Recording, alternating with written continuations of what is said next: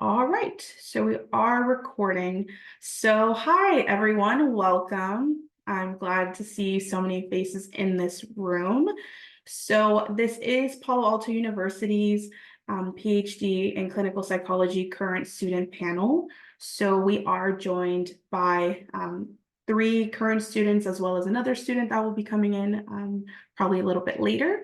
But to just start off with some introductions, my name is Robin. I'm a senior admissions counselor here at PAU, and I primarily represent our doctoral program as well as our MS in psychology. And so I might have talked to some of you during this process, and I could also be the same point of contact, just in case you do have any questions after this. And we are also joined by our current students, which are our panelists. So if each of them wanted to sort of introduce themselves, what year they are in the program, and if you're currently pursuing an emphasis. So if Melise, you wanted to start? Yeah, hi everyone. It's nice to see you all. My name is Melise Liwag. I am a fourth year in PAU's PhD program. I am in the diversity and community mental health emphasis and pronouns she, her, hers. Thank you. And then Monica?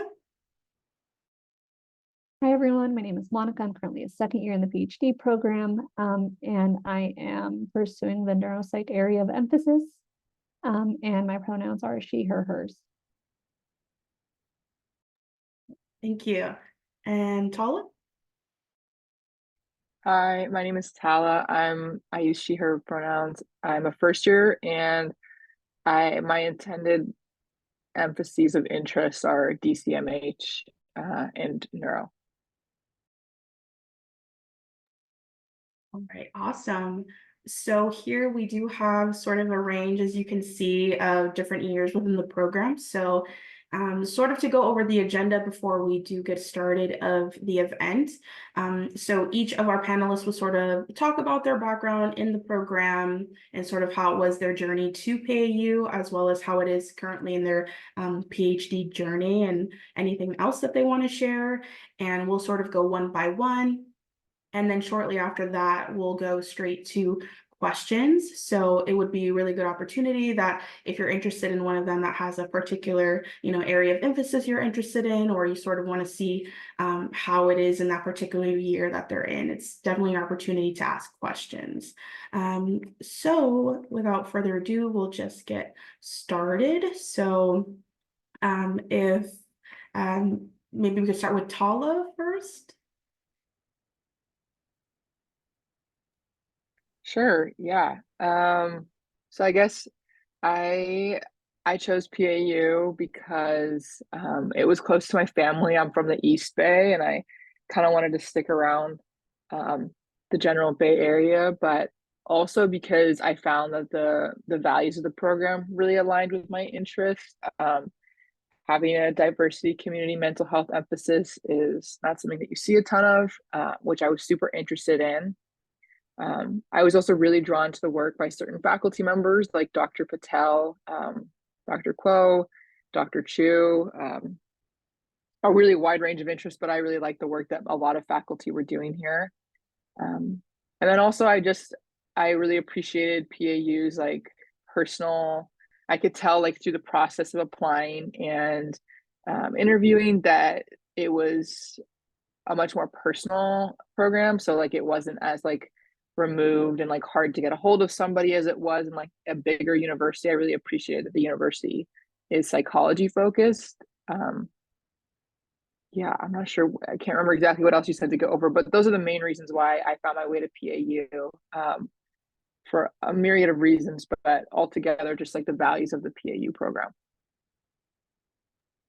All right, and then and also if you wanted to sort of discuss like how it currently is going as a first year and sort of like your experience so far. Yeah, okay, sorry. There was so many thoughts in my head at once, but the first year has been going pretty well. I hadn't been in school for 2 years before coming to the program, so it was definitely a bit of a challenging transition for me personally. But currently I'm working at the same time for my second quarter as I'm doing school, and I think things are really going well, and I've gotten a hold of it. I've really enjoyed the courses and the faculty who teach the courses. And like in my first quarter, I did struggle a little bit, but like faculty was willing to work out with me. PAU has a lot of resources. I was able to get connected to tutoring for free for stats class. And like, so the first year overall has been, for me, a little challenging because I hadn't been in school for a while, but it was not challenging in the way that like I had access to resources and ways to succeed that were available for me that might not otherwise have been. And then just generally, like I've felt a big sense of community within my cohort from the first year. Everyone really helps each other out and communicates, and people in my class have organized get-togethers, which I really appreciated. So yeah, the first year has been a lot, but it's been enjoyable, and I've really gotten to know like faculty members and other students, which has been nice. Right, awesome. Thank you, Tala, for sharing your story at PAU. And so now if Monica, if you wanted to go next and share your story. Yeah, so what drew me to PAU, I think even just starting the interview process, it was really cool that they had all these informational meetings that they had online via Zoom, which was really helpful and was recorded at times. So I could like re-review it whenever I had the opportunity to. So that was really great for me throughout the application process. And even while interviewing, some of the questions, even days afterwards, like I would reflect on them and I was like, that was a really good question to ask. And it really allowed me to have some introspection within self. So that was something that I really appreciated just as the university as a whole. I specifically was drawn to PAU because of Clínica Latina. I think that was an opportunity that wasn't offered at very many other institutions. Just having faculty and having supervision in Spanish was something that I really, really wanted towards my overarching career goals. And I was really fortunate to be at my current practicum site where I am able to do that. It's not something that many people get the chance to do. So that was another big thing that drew me here. The practicum opportunities. I'm in my second year, so I'm in the first year of applying to BAPIC, which has been a very insightful experience. And throughout some of the courses that we have here at PAU, it really like supported me throughout the first time to do this. And then also the neuropsych area of emphasis, again, kind of to what Tala was speaking to about DCMH. I never had seen that neuropsych was an area of emphasis, and having other courses to really support you throughout the PhD program was something that I was really looking forward to. And lastly, I think the faculty. There was a lot of faculty here that I was really gravitating towards, who were really supportive and willing to support students. So that was something that I really gravitated to here at PAU. And then, yeah, I spoke to second year a little bit, but going through BAPIC right now. So second year's been going pretty good. I'm currently at the Gronowski clinics. I'm doing my practicum here, and courses aren't as heavy as it was first year, because first year is where you do a lot of the coursework. So it's been going good as a second year student. Yeah, it's just a little bit about my experience. All right, awesome. Thank you, Monica, for sharing. And I know we also have our four panels joining us. Michelle? I'm sorry if I'm saying your name wrong. Yes. Okay, Yeah. awesome. No, Yeah. no, no. If you wanted to introduce yourself and you know, what year you are in the program and if you are pursuing an emphasis. Yeah, sure. Hi, everyone. My name is Michel Radner. I'm an international student from Colombia. I'm a second year student at the PhD program.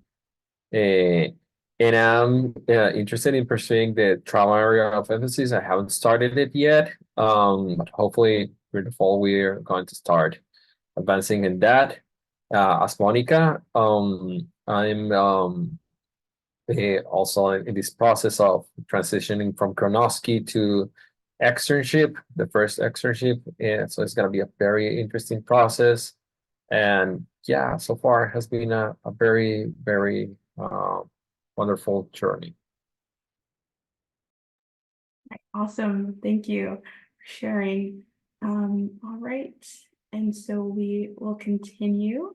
So, Melise, if you wanted to share.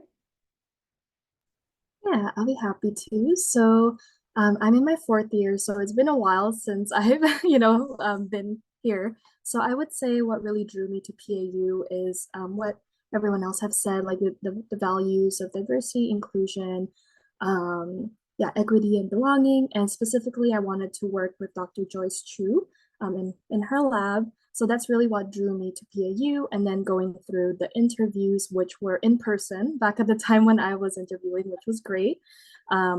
Yeah, so just really getting to know the faculty, the people, and just the field of clinical psychology itself, because it's a combination of both, academic intelligence and also social skills, which is really great. In terms of helping other people and also following your passions while being able to market your job skills. So I am really glad that I'm here and have stayed here for the past 4 years. And I am a year away from graduating, hopefully, if I get this dissertation done.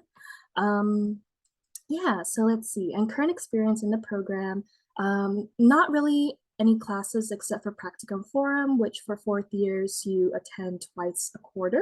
And it's really like checking in on how you're doing at practicum, or if you're applying for internship, or if there's just any other things that are happening in at school that you would like to discuss with the professor who's in your practicum forum. And I'm working with Dr. Joyce Chu on a paper that we are publishing, as well as my dissertation. Let's see. And in terms of practicum, I'm currently in my fourth year practicum at De Anza College doing college counseling. And my previous practicums were, of course, Granowski Center with the general population and RAMS Inc. in San Francisco. And I will be going off to the University of Hawaii at Manoa for internship in July. So super excited about that. Yeah, I think that is pretty much it in terms of why I chose to come into PAU, what I'm currently doing, and yeah, I don't think I miss anything, hopefully. Yeah, thank you so much for sharing, Melise. And you mentioned that you're doing college counseling at the Anza? Oh, wow. Okay. That's awesome. So that's an option when you're doing your practicum. Yes, that's right. So there are like fewer college counseling sites in the Bay Area. So I would say when I was applying to my fourth year, there's De Anza College, Mills College, Santa Rosa Junior College. I think those were the three.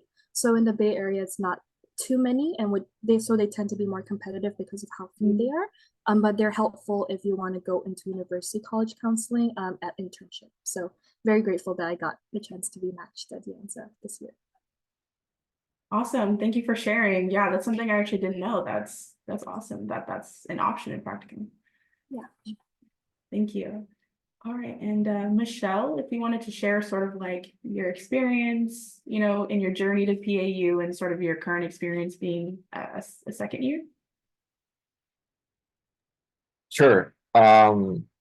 So was working in Colombia, clinical psychologist down there, and was found fascinating the idea of doing a clinical psychologist degree here in the United States. Was very challenging.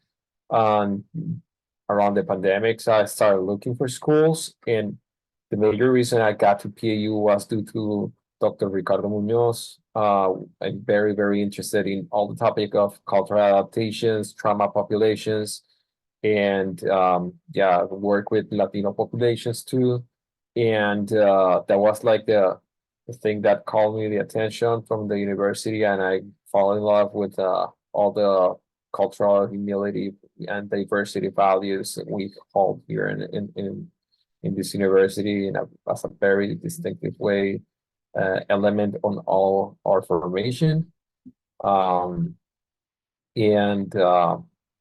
was like the main reason why I applied here, and I also felt that in a very vivid manner during the whole process of application and all these type of activities, getting the opportunity of knowing lived experiences from other students.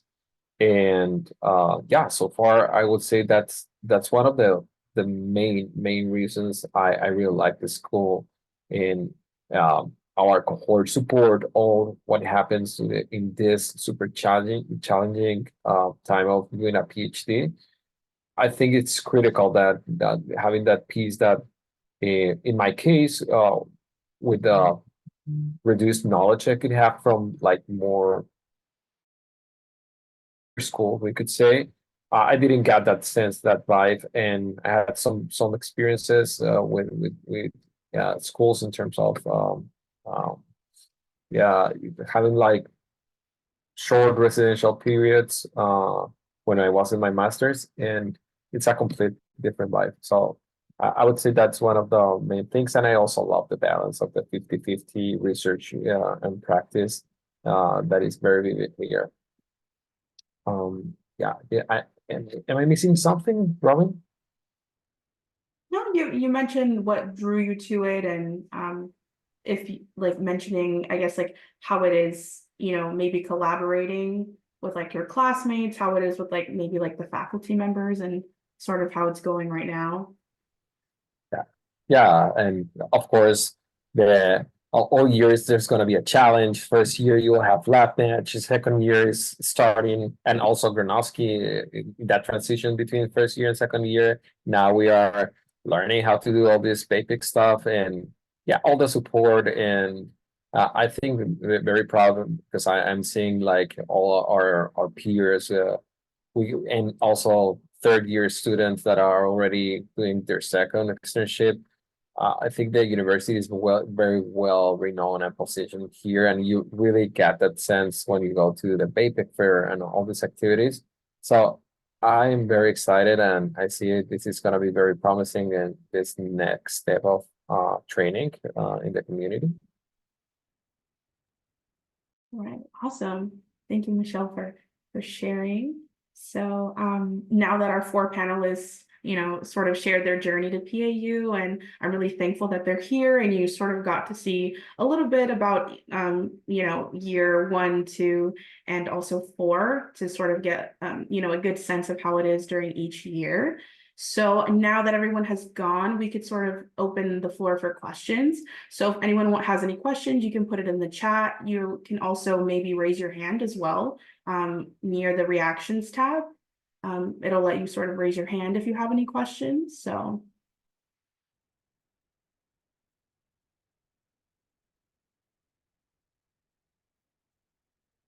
All right, yes. Anushka?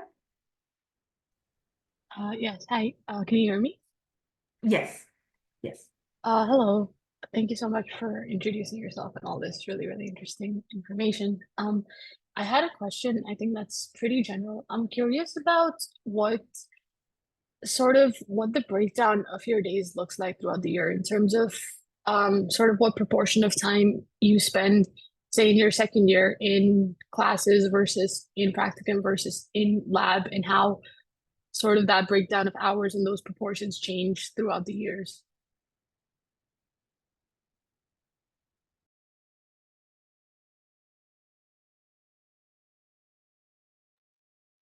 Yeah, and anyone, from the panel, feel free to, answer the question, or if you feel like you want to skip the question, it's totally okay. I can start with just the first year. I know you mentioned the second year specifically, but I know the first year is pretty different from the second year. So time-wise, I think you're doing a lot of classwork and then work for class outside of class. So you go to class, you do your assignments and your stuff outside of class, and then some people have jobs in the first year, some people don't. It really depends on like what you're able to handle. And that's really the main aspect of your time constraint in the first year. But I don't know if Monica or Michelle wants to talk about like the how it changes in the second year.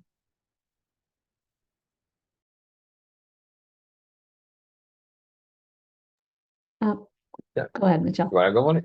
Okay, sure. So I think there's also for adding up in our experience first year, there's a couple of people, not a lot, that volunteer into labs. So to get a little bit more insight into the experience in the transition between spring and summer, you're going to start all the process of lab match. So yeah, also for Tala, it's gonna be an exciting time for this following quarter, right? So I think there's a lot of those like overarching things in the summer. It's gonna slow the load in general, but you'll have to still have some classes, and you start a clinic, training, getting familiar with the system. So for us in second year, it has been like um, more split between clinic now, Gronowski, and having for some folks starting the area of emphasis, some classes, but it's going to be more balanced in that sense. And what we are foreseeing for third year that probably Melissa can speak a little bit more about that is that the load of classes is going to reduce for more flexibility. You're going to be more able to make your own choices on what classes as the program advances you want to complement your training with, but it's going to be mostly start going to lean into the externship and dissertation research wise. And so far in year two, so we started formally full research labs, and it's going to be completely, absolutely dependent on each lab culture. All work, everything is completely different. The more formal process is going to start in year three with dissertation. That is something that's more expected. But in terms of second year, some labs are going to start dissertation. Other ones are going to be projects. Other ones is going to be more learning like with data, the basics of how to be in a lab, collaborating with other projects. It would depend entirely in the culture of any labs and the projects that are going on, and that's why we have this beauty of having the possibility of selecting within the program and not beforehand who we want to work with.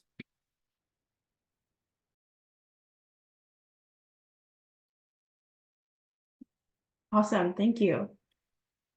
All right, and then I see we have a question in the chat from Tiffany.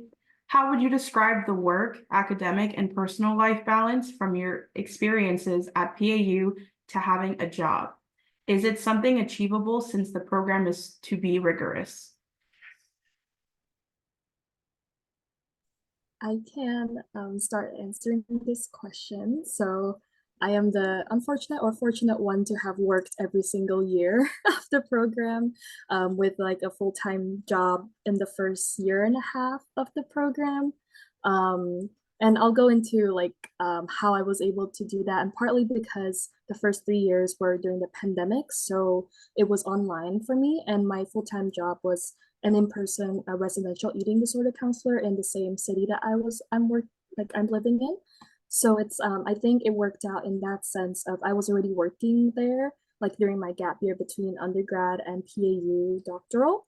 So it just made sense to continue that, and it was also flexible because it was like 8-hour shifts. So it was like communicating with my work supervisor around my the first year of classes, and then going into the first half of the second year, if I remember correctly. But of course, dropping off because there is work with the Gronowski, so not being able to do like two clinically heavy things at the same time, like, you know, the practicum at Gronowski and also working in a residential, which if y'all have experience there, it's incredibly difficult. And I would say since then, starting in the second year onwards, I've had really great opportunities to do 2 student part-time jobs each year. And that's because there's like a limit of 20 hours a week, and being strategic in what student jobs you take on. So for me, one was through Dr. Joyce Chu, through like a RA position with the medical examiner office. And the other one was an undergraduate academic student mentor position in the undergraduate program. So it's kind of like, for me at least, I was strategic in the jobs that I took on that added on to my CV, while also like still working towards my research and clinical goals and earning money along the way. Yeah, and I'd say, let's see. So for sure, it's a lot of time management, knowing how to say no. And I also live with my family, so that also takes care of like both the emotional, social support as well as the financial support in terms of living in the Bay Area, and also food. When your mom and your dad gives you food, that's pretty nice. So I would say it's achievable if it makes sense for your financial situation. And of course, like I'm a resource if you want to know like what kinds of student jobs I've held, like using the FAFSA and stuff like that. I'm more than happy to share how my situation was like. But yeah, that's me so far.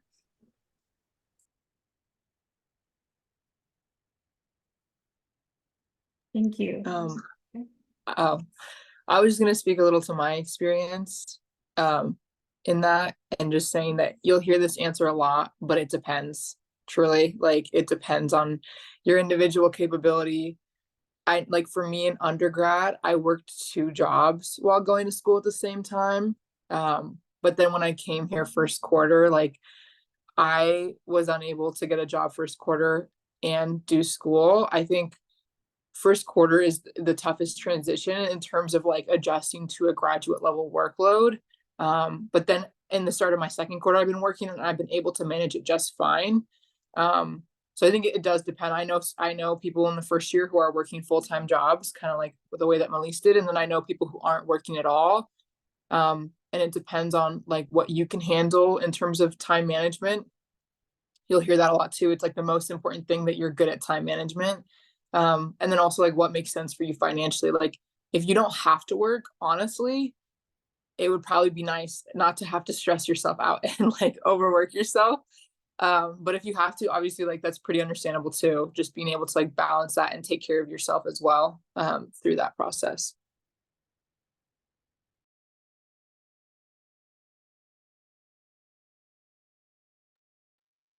Maybe from my experience, I also I needed to work from the beginning. I came here, I changed all my life, and also as an international student, I'm not able to work out of campus due to the F1 visa situation. So everything is based on PAU. So from the beginning, I started working, and yeah, I completely echo what my colleagues are saying.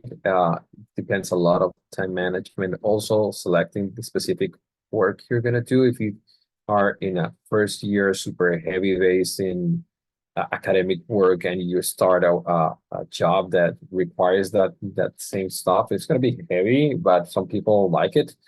But for others, it could be better to balance with something that could be more. For example, a couple of people work in the library, and they can, when it's very slow, they can do homework there and things like that. And the hope here for all of you that are interested in working, there's always continuous flow of work in PAU directly, and yeah, I think that as is a specific piece that works really, really fine.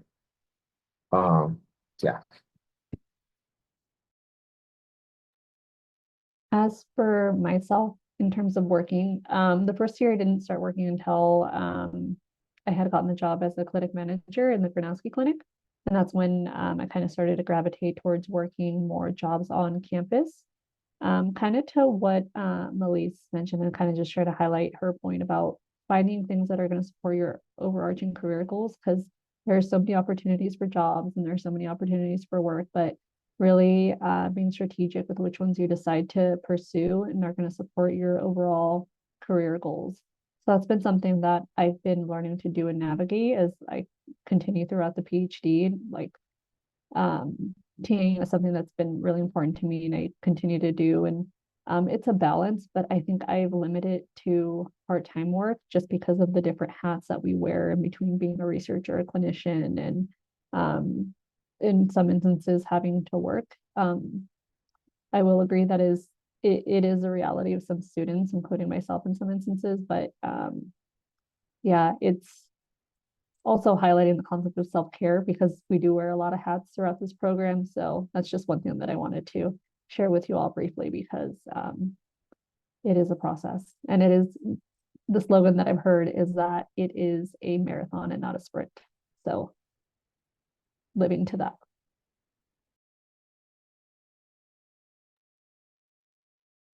Awesome. Thank you. And another question is, do you get along with your cohort? Do you support one another throughout the process?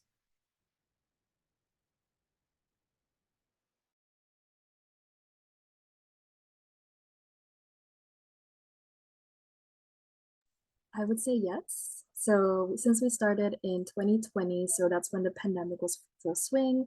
So our cohort started a group me chat, and it was a kind of a way for us to connect informally, because over Zoom it's hard to have those, water cooler talks or just like talking in class before class starts. Um, and I think specifically in the second year, once you have like your lab mate cohort, like you get really close to them. So for me, I have two lab mates. And we go out for coffee, go out to go hiking, things like that. And if you live with housemates or classmates or housemates, that gets even better. Yeah, so I would say definitely there's like a community collaborative kind of vibe, at least throughout the years.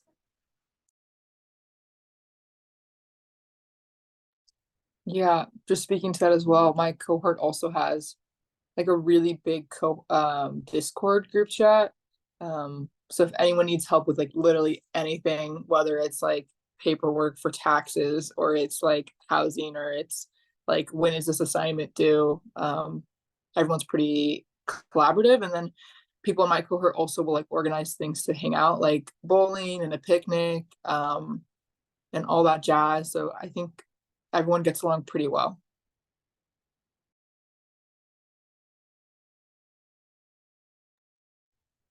Yes, I also have the same perception for us. I think we were around the transition to getting in person. So we were like the first resuming in-person activities cohort. And yeah, for me, I can talk from the art. One of the major things that helped me thrive throughout this program is the peer support, and is for me clearly like the major asset here, and also in terms of experience. We also always talk about that here we're building out the community we are going to rely on when we are professionals, and that's something that you need to develop across the years when you are in your training. And yeah, this is like these people become your family, and yeah, it's pretty wonderful. I haven't experienced something like that. Yeah, just adding on to Michelle's point, it's interesting. We do have a relatively larger cohort size, but throughout different settings, you kind of gravitate towards your group of people and you kind of see them more frequently. So whether it's individuals in your area of emphasis because you have more classes together, or people within your supervision group at Gronowski, or your research group. So you start gravitating towards different people, and you support one another throughout the process, which has been really great. I know me and Michelle have had conversations about like classes and assessments and stuff like that. So really supportive of that.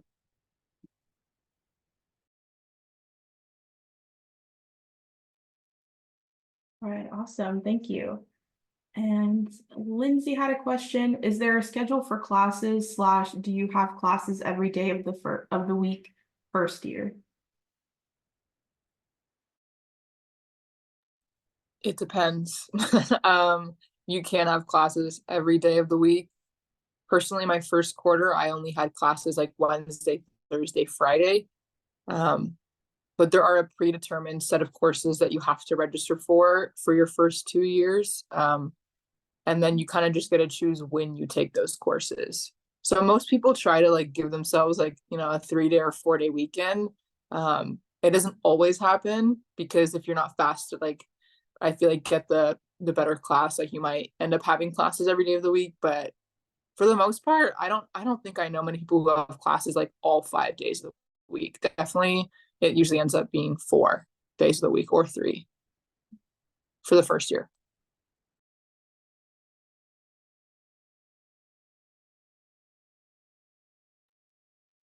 Awesome, thank you.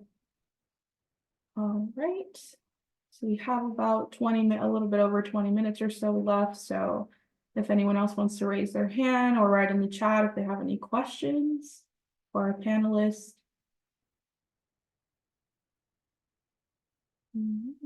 I wanted to add something for the people here. I really encourage something that is new and started with, I think with Tara's generation. And it's the body support system before coming to PAU, something that I would really, really encourage people to use it. It's basically a pairing system based on whatever preferences you have, identities, or needs, specific things that are important to you. You can get paired with with another student that is in further years and that can help you support and reduce the anxiety, and also have some tips for the, let's say that the first month in fourth quarter is pretty challenging. So having some information doesn't hurt at all. And knowing someone that you can rely to, yeah, just to hear that things are gonna get better in a couple of weeks or at least months, and it's nice always.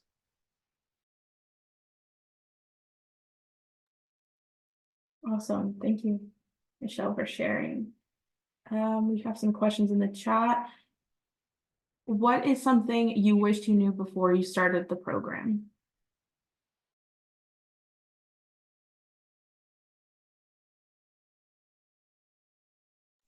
There are so many things I wish I knew before I started the program.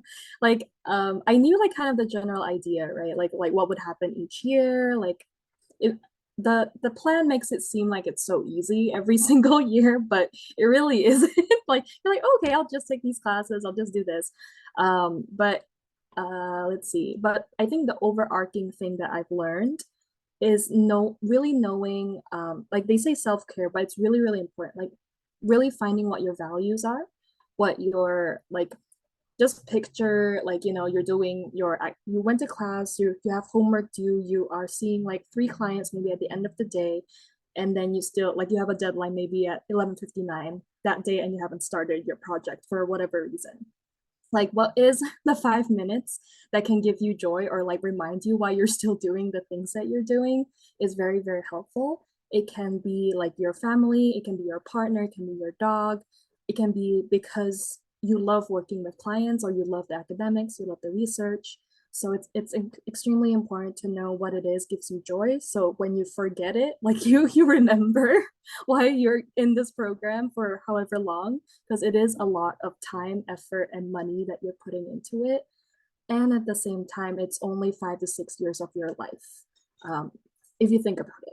So it's the rest of your career. So that's definitely something that I have to remind myself every day. And I'm glad that hopefully I'm a year away from graduation. So almost there, and y'all will get there.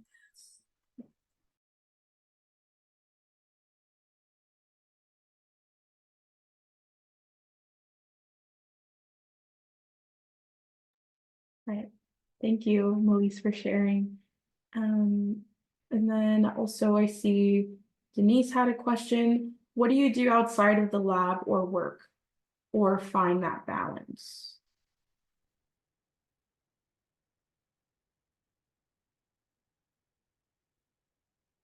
I'm not sure if I understand the question correctly, is in terms of finding personal balance with school life. Yeah, I think I can clarify the question. I meant to say, like, what do you do outside of, I think Melissa also just touched on this a little bit, but like things that give you joy outside of doing your practicum or lab or school that like remind you that you're doing this for a reason. Yeah. that's a great question. I think, in addition to finding the personal balance with life, I think also something that is, for me, meant a lot. It's the yeah, just having the opportunity to discuss about how we're doing, checking out across each other, and having this attitude of holding hands when someone is falling down, and knowing that probably at some point you're gonna be the one falling down. So learn how to reach for help. And yeah, I think one of the worst things you can do is thinking from this competitive individualistic way that you're gonna hold the world in your shoulders. That's not useful at all and doesn't make any sense. And here, fortunately, we have that environment. There's other places where that doesn't happen. So that would be like something important. And just taking small for I'm gonna share experience to see if this is enlightening. For me in fall quarter, I was losing it. And a friend from fourth year that could see this in perspective. Like literally, I was super stressed about an assignment, one of the major assignments in PMP. He told me, let's go for a Halloween party. I'm like, this is ridiculous. What are you talking about? I have something super major I need to deliver on Monday. I'm like, trust me, you need to come here. It's gonna be 2 hours of your life that is not gonna change. I couldn't understand that at the time. I just leaned into that. That changed my complete quarter. Just getting that information, that experience changed completely my quarter. I start balancing everything much more better from that point on. So things like this are very, very important to find, and you don't need to hold the world in your shoulders. That's something really, really important. Speaking to that same point, I don't know how possible this is in your second year. I try to give myself 1 day a week where I don't do work and I don't do school. Like it's either social or it's like regenerating my energy. Because if you're studying every single day, like you will get burnt out. You will not enjoy the work, even if it's truly something that you want to be doing. And kind of like to your point, scheduling something to have fun, whether it's like, oh, my friend is having a party, like I'm going to go to that, even if you have an assignment, so you know that you're socializing. I think having a social life is really important because it gives you that support and it prevents you from burning out.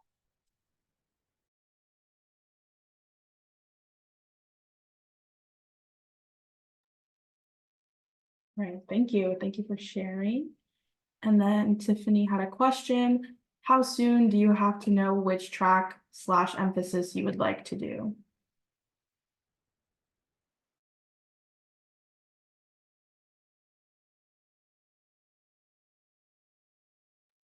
Well, I don't know if that makes you feel better. I haven't decided and I'm a first year. I think you don't have to decide until your second year, but maybe someone else can confirm that. Second year, and it's gonna depend entirely on second and third year, depending on the emphasis. So the ones that are more like structured and like timely demanding, I don't know if the correct word is demanding. Sorry for my English. Uh, like yeah, that you need to be more leaning to the dates. It's gonna be neuro, and yeah, for the rest of the emphasis, as far as I know, you have more like between year 2 and year 3, you can figure out that.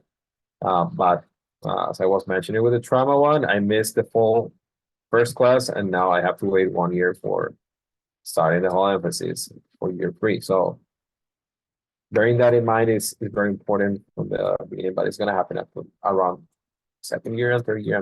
Maybe money, you can talk a little bit more about the neuropsych. Yeah, so for the neural emphasis, you apply in the winter, December 1st, but at the end of the fall quarter. And they told us this year at around December if you got accepted into the emphasis. And then from there, starting the springs would actually start the neural courses. And you start the classwork and progress through them. But I'm not entirely sure about other emphases, but for the neuro, you do have to apply and go through a process to get accepted into the emphases.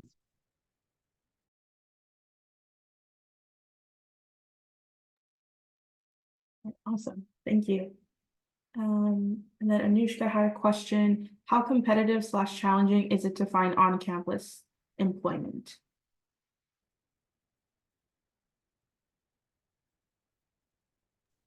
I would say not challenging because there is a student job board, and also you get emails from Yvette, who's the department manager, and Chris Stevens as well about like TA positions. So challenging as in like the positions will be posted. Competitive, it depends. Like, for TA positions would be a little bit more competitive than other positions because they would only take one person for the class. And if you've taken the class and do well in it. So I would say like those are two separate questions. Like you can find the resources on what the positions are, and competitiveness depends on the position itself.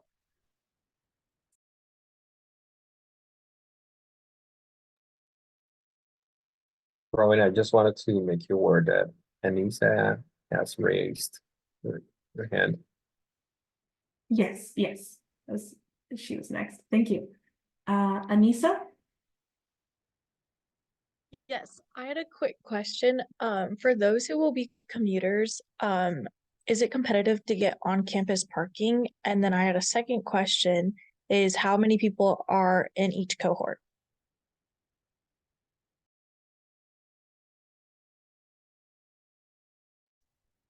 Parking isn't competitive at either campus, and you don't have to pay for it, it's free. And your second question, I don't know why I already forgot it, but the parking is not, so. The second question was how many people are in each cohort? Oh, it varies. I think in my cohort, it's like 62 or something, but I don't know. I think every cohort like kind of varies a little bit.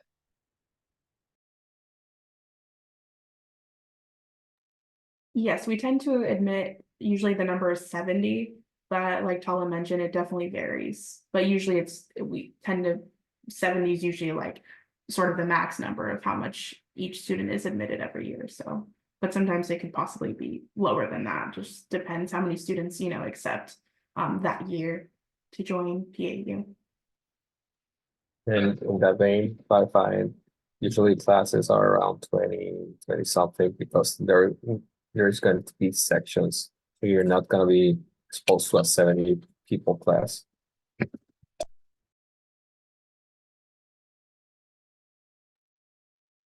Thank you. And all right, Denise had another question. You also mentioned diversity is important at PAU. How does that show up? How do you find your people? Speaking more from a more cultural standpoint.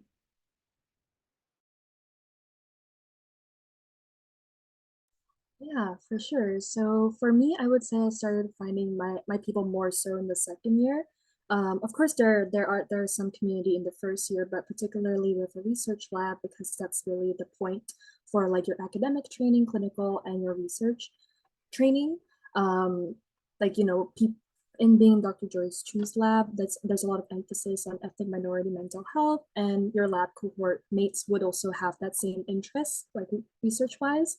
My particular community is the Filipinx community, specifically immigrants. So that's like the focus of my dissertation, and also the community partnerships that Dr. Joyce Chu has helped me get connected to.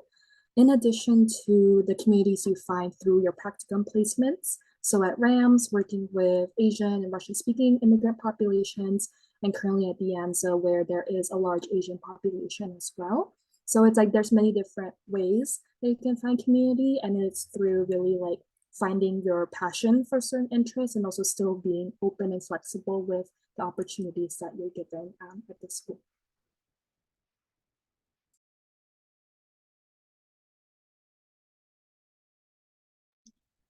Also, it varies club to club, but there are clubs that can help you find community. Some are more active than other ones, but like there's like a MENA, like a Middle Eastern North African club, which I joined. And then I know there's like an International Students Association if you're an international student. And like sometimes they hold things, like my roommate is an international student and she went, and I know for her, like she found that helpful and like found community and like talking to other international students. And then yeah, there's other clubs. I know that PAU like held like a Lunar New Year thing. So I think it kind of depends too. Like you can definitely find it within your cohort itself, but I do think that like labs will maybe like further supplement that, like finding like diversity in like community and like in the people who support you. And then just speaking in general to diversity, like one of the first classes you'll take, P&P, which is taught by Dr. Chu, like cultural considerations are like a huge part of that class. And I think that alone speaks to like a value that PAU has in terms of considering culture and diversity in clinical work. Yeah, I would also like to expand a couple of things. You can find the clubs in the PAU website. I think it's very important. Sometimes acknowledge we lack the proper advertisement because everyone is very busy, and sometimes we pass the advertisement because we are like just tracking whatever whatever we need to do. But I think my answer goes just in the sense that this is also an activity that promotes self-well-being and that sense of connectedness that we were talking about. I would like to also say that Gronowski has the specialty clinics that are very heavily based on identities. So you'll have like a lot of different opportunities, and I really feel the vibe that in general here in the Bay Area, that is a major piece also with mistakes or not being perfect, but in the practical placement and the culture of overall of the area, it's very leaning to having this into consideration so far when going to externship. But during interviews, that is some of the vibe I get, and probably Lily's can tell us more about the money.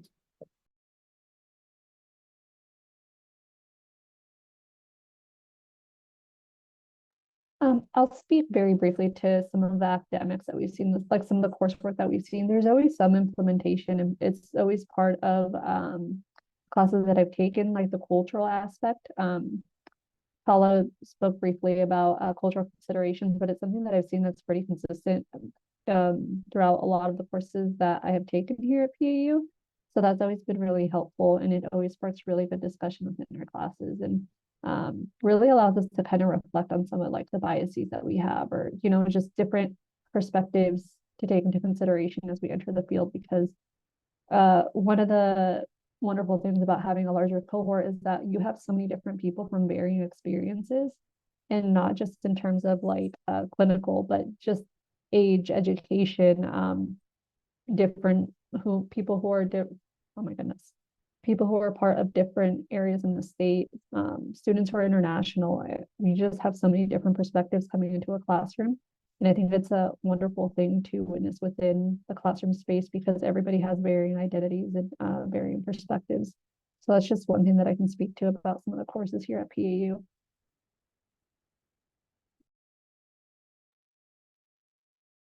Awesome. Thank you for sharing. All right, so we have 5 minutes left, so we might have time for a question or two. And I did want to mention, I'll put my email in the chat. If you want the recording of this, I could send that out as well after this.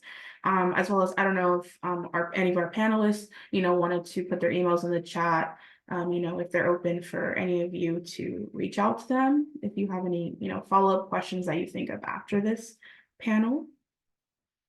All right, so Tiffany asked, I don't know if this applies to everyone, but I was wondering, what is the transition like from someone who is going from undergrad straight into this program?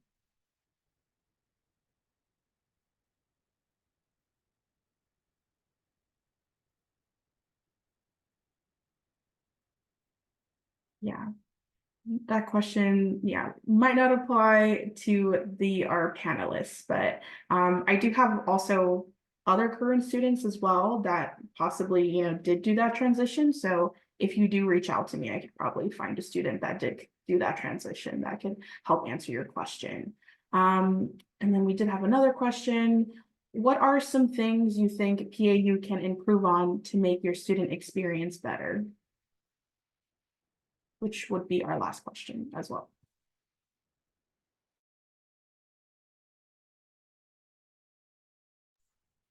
I'd say For me, at least, like I think it started maybe a year or two ago when with Dr. Aviva Wilcox providing mental health support for students. So being part was I was a student assistant with Dr. Wilcox of like looking at therapy services provided through timely care and whether it's possible to have a counseling center for psychology undergrads, masters, and doctoral students. So because it's really wild that we don't. But also that it makes sense because of the like maybe the confidentiality aspect of it. But yeah, so there is timely care. I believe it's 12 sessions virtually with licensed master's clinicians or psychologists. Yeah, and I think it's very important. And also there's like self-care journeys you can do on your own if you don't want to do the individual thing. And I believe there are group ones too, but I might be wrong. Yeah, so I would say definitely providing more like support around academic burnout, clinical burnout, compassion fatigue, vicarious trauma, things like that, which the university is trying to implement a little bit more of, especially since the last 2 years or so. But of course, can be better in terms of protecting and supporting our students so that we're not burned out before we become licensed clinicians.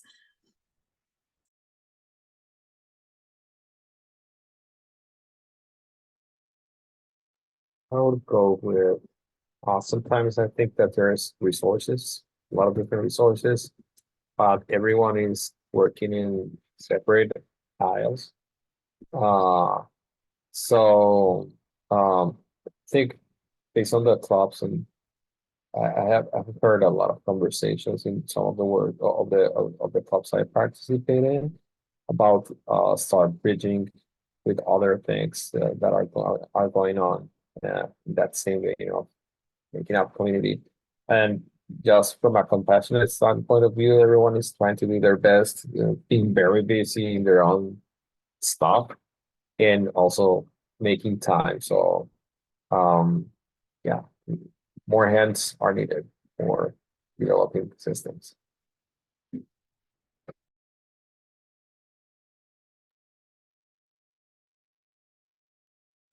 Awesome. All right, so we are pretty much at 3 o'clock, so I will stop the recording.